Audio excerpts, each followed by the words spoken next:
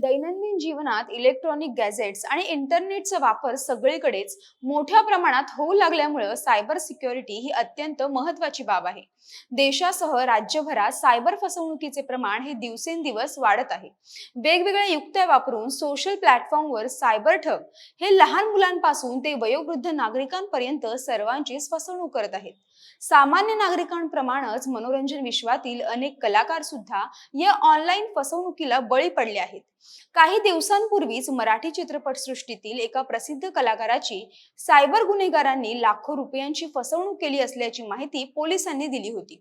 मुंबईतील सायबर गुन्ह्यांचं हे वाढतं प्रमाण लक्षात घेऊन त्यावर नियंत्रण ठेवण्यासाठी आणि सर्वसामान्यांना डिजिटल सुरक्षा प्रदान करण्याच्या उद्देशानं महाराष्ट्र सरकारनं निर्भया सायबर लॅब्स सुरू केले आहेत. मुंबईत एकूण 5 सायबर लॅब्स प्रस्तावित आहेत, परंतु त्यापैकी 3 लॅब्स आता सुरू करण्यात आले आहेत. राज्याचे मुख्यमंत्री देवेंद्र फडणवीस यांनी 7 एप्रिल रोजी मुंबईतील डीबी नगर, वरळी आणि गोवंडी पोलीस ठाण्यांमध्ये निर्भया सायबर लॅबचे उद्घाटन केले आहे. यावेळी बोलताना सायबर गुन्हेगारी रोखणं तसंच सायबर गुन्हेगारांना पकडण्याचे आवाहन पेलण्यासाठी मुंबई पोलीस दल सज्ज असल्याचं त्यांनी म्हटलंय. आणखी काय म्हणाले मुख्यमंत्री? निर्भया सायबर लॅब्स नेमकं काय आणि कसं काम करणार आहेत याविषयी माहिती घेऊया आजच्या या व्हिडिओतून. नमस्कार, मी अनिशा डोंबरे आणि कॅमेऱ्यावर आहेत अविनाश सूर्यवंशी. निर्भया सायबर लॅब्स या नव्या अत्याधुनिक सायबर फॉरेन्सिक प्रयोगशाळांमुळे सायबर गुन्हेगारीच्या तपास प्रक्रियेला मोठी गती मिळणार आहे.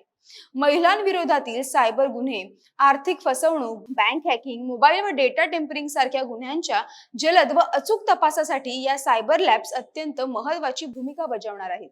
या प्रयोगशाळांमध्ये अत्याधुनिक तंत्रज्ञानाचा वापर करून डिलीट झालेला डेटा पुन्हा रिकव्हर करता येतो, ठोस डिजिटल पुरावे जमा करता येतात आणि तपास अधिक परिणामकारकपणे करता येतो.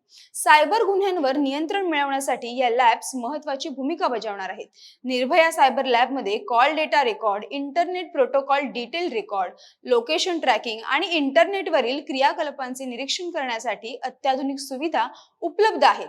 या सुविधांचा वापर करून संशयास्पद फोन नंबर किंवा डिजिटल गोष्टी लगेचच तपासल्या जाऊ शकतात. काही मिनिटातच संशयित व्यक्तीचा ठाव ठिकाणा, कॉल इतिहास आणि इंटरनेट वापराचे संपूर्ण तपशील मिळू शकतो, ज्यामुळे आरोपीला पकडणं अधिक सोपं होतं. मुंबई सायबर सेलचे डीसीपी दत्ता नलावडे यांनी दिलेल्या माहितीनुसार प्रत्येक सायबर लॅबमध्ये 30 वर्क स्टेशन आहेत, जे विशेष प्रशिक्षित पोलीस कर्मचाऱ्यांच्या देखरेखीखाली कार्यरत असणार आहेत. या प्रयोगशाळांचा उपयोग केवळ चालू प्रकरणांचा तपास करण्यापुरता मर्यादित नसून जुन्या आणि गुंतागुंतीच्या सायबर गुन्ह्यांची उकल करण्यासाठीही होणार आहे. उदाहरणार्थ, जर एखाद्या गुन्ह्यात वापरलेल्या वाहनाची नंबर प्लेट अस्पष्ट असेल तर या प्रयोगशाळेतील प्रणालीमध्ये त्या चित्राचा उपयोग करून वाहनाची संपूर्ण माहिती मिळवता येऊ शकते. यामुळे अशा अनेक प्रकरणांची उकल होईल ज्यात आतापर्यंत कोणताही ठोस सुगावा सापडलेला नाही. एकूणच सायबर फॉरेन्सिक तंत्रज्ञानाच्या मदतीनं गुन्ह्यांचा जलद आणि अचूक तपास करणं शक्य होणार आहे आणि सायबर गुन्हेगारांना वेळीच पकडणंही अधिक सोपं होणार आहे. याविषयी बोलताना राज्याचे मुख्यमंत्री देवेंद्र फडणवीस म्हणाले की सायबर गुन्हेगारी रोखणं आणि सायबर गुन्हेगारांना पकडणं हे भविष्यातील सर्वात मोठं आव्हान असून हे आव्हान पेलण्यासाठी मुंबई पोलीस दल सज्ज आहे. महाराष्ट्र हा सायबर गुन्हेगारी नियंत्रणामध्ये पहिल्या क्रमांकावर आहे. मुंबई पोलिसांची सायबर गुन्ह्यांवर नियंत्रण मिळवण्याची क्षमता ही मोठी आहे. सायबर गुन्ह्यांच्या एका प्रकरणात 12 कोटी रुपये वाचवण्यात मुंबई पोलिसांना यश आलं आहे. भविष्यातील सायबर गुन्ह्यांचं आव्हान पेलण्यासाठी मुंबई पोलीस दलाने आतापासूनच अनेक उपक्रम हाती घेतले असून सायबर गुन्हे रोखण्यासाठी महत्त्वाचे असलेले अत्याधुनिक 3 सायबर लॅब उभारण्यात आले आहेत. डिजिटल अरेस्ट सारख्या प्रकरणांमध्ये चांगले सुशिक्षित लोकही फसवणुकीचे बळी ठरत आहेत. याबद्दल चिंता व्यक्त करून मुख्यमंत्र्यांनी जनजागृतीची गरज अधोरेखित केली आहे.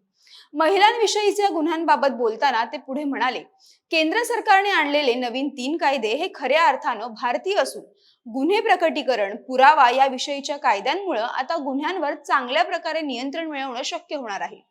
महिलांमध्येही आता बदल होत असून पूर्वी सामाजिक दबावांमुळे महिलांविषयीच्या गुन्ह्यांची नोंदणी कमी होती.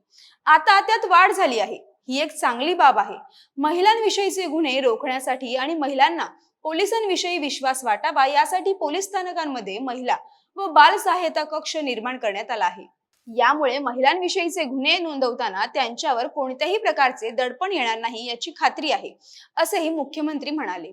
पुढे मुख्यमंत्री देवेंद्र फडणवीस यांनी असंही जाहीर केलं की मुंबई पोलीस लवकरच सोशल मीडिया मॉनिटरिंग लॅब आणि डेटा अनालिटिक्स लॅब ही सुरू करणार आहेत. सोशल मीडिया लॅब हे सोशल प्लॅटफॉर्मवरील चालू गोष्टींवर लक्ष ठेवेल, तर डेटा लॅब हे गुन्हेगारीचे ट्रेंड समजून घेण्यासाठी आणि पोलिसांची रणनीती मजबूत करण्यासाठी विविध गुन्ह्यांच्या डेटाचे विश्लेषण करेल.